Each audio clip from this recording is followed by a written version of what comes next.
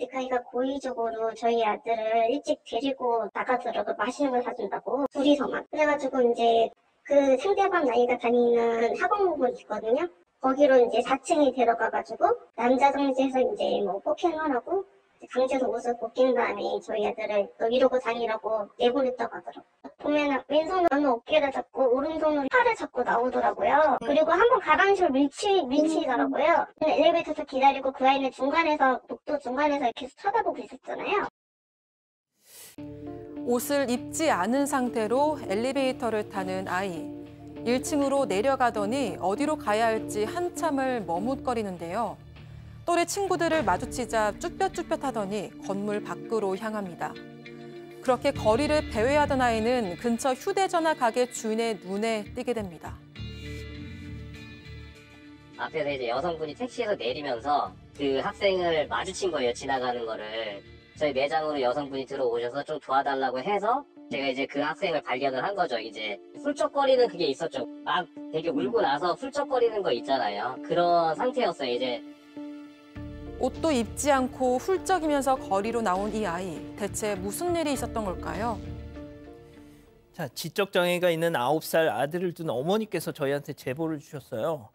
아이가 이제 일반 학교에 들어가서 잘 적응하면서 지냈다고 하는데 지난달 모르는 번호로 여러 통의 전화가 오면서 이게 시작이 됩니다.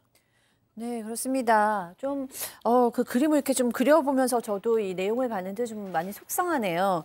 이 제보자는 세 아이의 어머니입니다. 그런데 이 아이들 중에서 첫째 아이가 9살인데 지금 초등학교 3학년이에요. 근데 어렸을 때부터 말도 좀 느리고 소근육도 좀 느리고 7살 무렵에 지적장애 중증 판정을 받았습니다. 그렇지만 학교나 집을 오갈 수 있기 때문에 그냥 일반 학교를 다니면서 집에 오기로 하고 이렇게 교육을 시켰어요. 예. 그날도 이제 아이가 학교에서 오기를 기다리고 있는데 갑자기 전화가 막 울려가지고 받으니까 경찰서였습니다. 근데 그 경찰관께서 뭐라고 얘기하시냐면 지금 아이가 경찰서로 와서 친구한테 괴롭힘을 당했다고 얘기하는데 온몸에 옷을 지금 다 벗고 옷을 다 벗고 와서 조끼를 입혀놨습니다라고 얘기를 하는 거예요. 너무너무 놀라셔가지고 경찰서로 뛰어가셨겠죠? 근데 이 보니까 아이가 친구한테 뭐 이렇게 폭행을 당했다라고 얘기를 하고 이 아이가 횡단보도에 서 있으니까 어떤 시민이 휴대폰을 파는 가게로 이 아이를 빨리 데려갔어요. 그냥 횡단보도 앞에 그 학교에 친구들이 서 있었거든요. 세상에. 얼마나 창피했을까. 그래서 어쨌든 그 휴대폰 사장님이 경찰서로 데리고 왔습니다.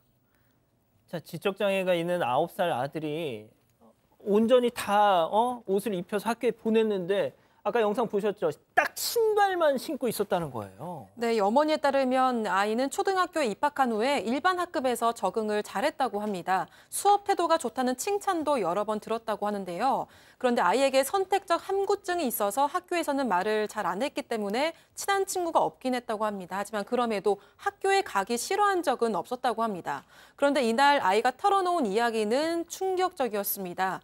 휴대전화 가게에서도 경찰서에서도 처음에는 불안해하면서 말을 안 하다가 조금씩 말을 하기 시작했다고 하고요. 필담으로 조사가 진행됐다고 합니다. 아이의 진술에 따르면 사건 당일 같은 반 친구 한 명이 맛있는 거 먹으러 가자면서 자신이 다니는 학원 건물로 데려갔습니다. CCTV에서도 둘이서 엘리베이터를 타는 걸 볼 수 있습니다.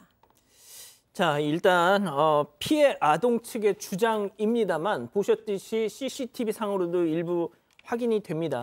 맛있는 거 먹으러 가자 친구가 불러내서 학원 화장실로 데려간 뒤에 때리고 옷을 벗겨서 내보냈다는 겁니다. 아까 보신 것처럼. 그리고 이런 말도 했다고 합니다. 체크포인트 짚어보죠. 야, 너는 그냥 이렇게 다녀. 자, 피해 아동 어머니 얘기 직접 들어보시죠. 근데 아이가 고의적으로 저희 아들을 일찍 데리고 나가더라고요. 맛있는 걸 사준다고. 둘이서만. 그래가지고 이제 그 상대방 아이가 다니는 학원이 있거든요. 거기로 이제 4층에 데려가가지고 남자 정지에서 이제 뭐 폭행을 하고 강제로 옷을 벗긴 다음에 저희 아들을 너 이러고 다니라고 내보냈다고 하더라고요. 보면 왼손으로 어깨를 잡고 오른손으로 팔을 잡고 나오더라고요. 그리고 한번 가방실 밀치더라고요. 엘리베이터에서 기다리고 그 아이는 중간에서 복도 중간에서 계속 쳐다보고 있었잖아요. 건물에 들어갔다고 하고 피해 아동 측 얘기에 따르면 친구가 일부러 아이를 학교에서 일찍 데리고 나가서 학원 건물 4층 화장실로 가가지고 아들을 때리면서 옷을 벗긴 다음에 너 이렇게 하고 다녀라라고 얘기를 했다고 주장을 합니다. 그러면서 지금 나왔던 엘리베이터 쪽으로 가라는 데 밀었고요. 그래서 복도에 있던 어른들도 놀랐다고 하면서 이 학원에서 들어가는 모습도 이렇게 포착이 됩니다. 피해 아동이 엘리베이터를 탔는지 또 문을 열고 확인하는 모습까지 이 가해 학생으로 하겠습니다. 또 그런 모습까지 있었다고 합니다.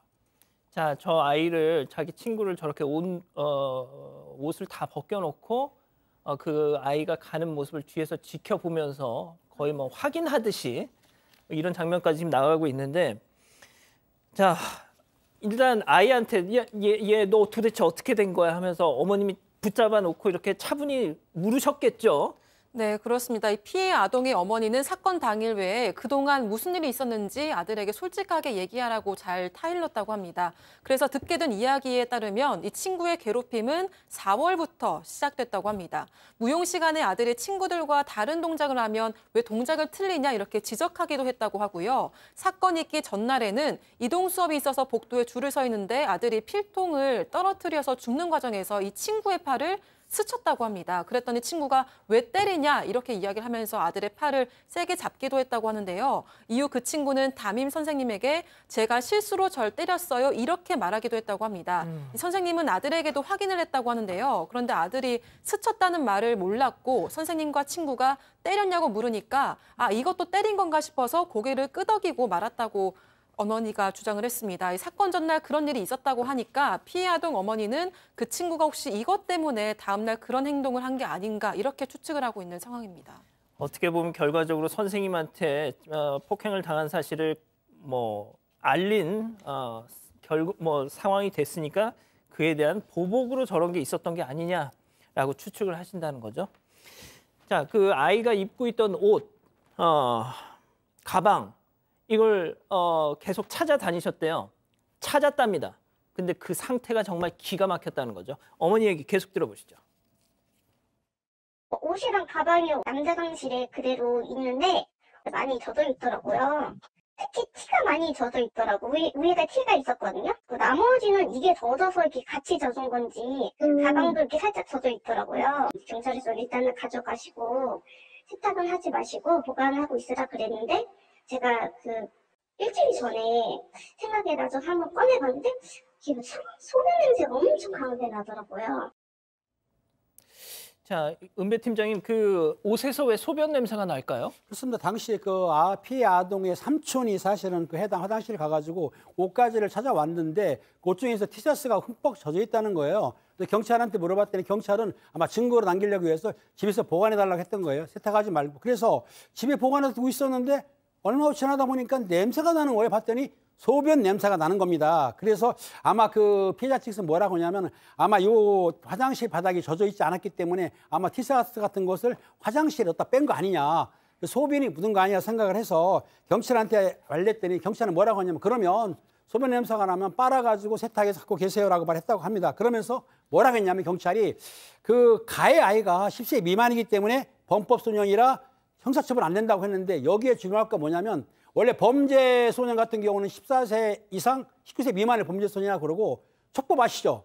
촉법은 10세 이상 14세 미만 10세 그러니까 촉법 소년은 형사처벌을 안 받아도 보호처분 받는데 지금 말한 범법 소년은 10세 미만이기 때문에 형사처벌도 그다음에 보호사건도 안 됩니다. 보호처분도 안 받아요. 그러면은 형사처벌 받을 수 없기 때문에 아무 처벌을 못 하지만 단지 제가 알기로는 민사소송은 가능하기 때문에 그것만 남지 않죠. 그러니까 이 소년은 사실은 형사처벌 안 받으니까 부모한테 보내고 또 부모 훈계하거나 그 소년을 훈계하는 수밖에 없다라고 보는 거죠. 그 범법 소년 그냥 제가 쉽게 말씀드리면 2023년 노원구의 한 아파트 단지에서 고층 아파트에서 그 8살짜리가 돌멩이를 그냥 밑으로 던졌어요. 70세 어르신이 그걸 맞아서 즉사하셨습니다. 걔 그냥 지금 학교 다닙니다. 그거예요. 아무것도 못하는 겁니다. 그렇죠. 자, 박 변호사님, 저희가 이제 상대 그 가해 일단 이렇게 표현을 할게요. 가해 아동 측 입장도 좀 듣고 싶어서 학교에 좀 연락을 했죠. 자, 지금 학교 밖에서 일어난 일이에요. 학원에서 일어난 일이죠. 그렇지만 학생들 간에 일어난 일이기 때문에 상급 기관하고 해서 학교에서 조사도 하고 있는 상황인데 학교 측에서는 일단은 학생 주장들만 있기 때문에 좀 조심스러워하는 것 같습니다. 또 주장이 완전히 대립되는 상황이기 때문에 그것만 알려주고 절차에 따라 진행하고 있다라는 정도만 알려주고 있는 상황이고요. 또 언론에서 취재 요청 왔다는 거를 해당 부모한테는 알려주는 게 혹시나 오해할 수 있기 때문에 누가 잘못했다. 그래서 그것은 곤란하다고 말하는 상황인데 이제 문제가 피해 아동 어머니 또 이 어머니가 이른바 지금 가해 아동 저기 근처에 산다고 합니다. 근데 보면 별 문제 없이 이제 부모님이나 뭐 아이가 다니는 모습 사과 별로 없고 미안한 기색 없이 잘 지내는 것 같아서 그게 상당히 좀 억울하고 답답한 마음이 들어서 이렇게 제보까지 하게 됐다고 얘기를 하고 있습니다. 자, 지금 아이 상태가 과연 정상적일까요, 교수님? 지금 아이 상태가 너무 안 좋습니다. 그러니까 아이가 지적 장애도 있지만 그동안 이제 선택적 한묵증이 있어서 불안을 낮추는 약을 먹고 있었는데 지금 이 불안이 너무 올라왔기 때문에 일단 기본적으로는 약을 센 약으로 지금 한 명 늘렸다는 얘기겠죠. 그래서 약을 좀 늘렸고요. 그다음에 이제 새벽 4시까지도 잠을 못 자고 밤새 몸을 피가 날 때까지 긁는 등 지금 그런 증세도 나왔고 당시에 얘기를 하면 너무 창피했어요. 너무 부끄러웠어요. 이렇게 얘기를 한다는 거예요. 아마 아이가 선택적 한묵증이기 때문에 말 표현은 많이 못하지만 그때 전날의 저 기억은 트라우마로 남았을 겁니다. 우리가 봐도 사실 그렇잖아요. 네, 그래서 이 아이가 지금 울고 있는 것 같아요. 예. 울고 네. 있네요. 예. 너무 속상하네요, 진짜. 네, 진짜 그래서 온몸을 피가 날 때까지 지금 긁고 있고, 네, 그래서 이제 보니까 약도 먹고 있고 다음 주부터는 이제 미술 치료도 받는다고 하는데 말을 잘 이렇게 뭐 원활히 안 되니까 미술 치료나 놀이 치료 또는 이제 뭐 몸으로 하는 예. 뭐 무용 치료 같은 것들도 있거든요. 그런 것들도 다 도움이 될 거긴 한데 어쨌든 그날의 트라우마가 좀 다루어져야 할 것 같아요. 이 일로 근데 이제 부모님 역시도 너무 이제 잠을 못 자는 지금 상황에 이르셔서 예. 2시간마다 한 번씩 빼고 계신다고 합니다. 그 아이와는 그 가해자 아이로 추측되는 아이와는 분리 조치되어 있고 지금은 일반 학급, 특수 학급 나누어서 수업을 받기는 한다고 합니다.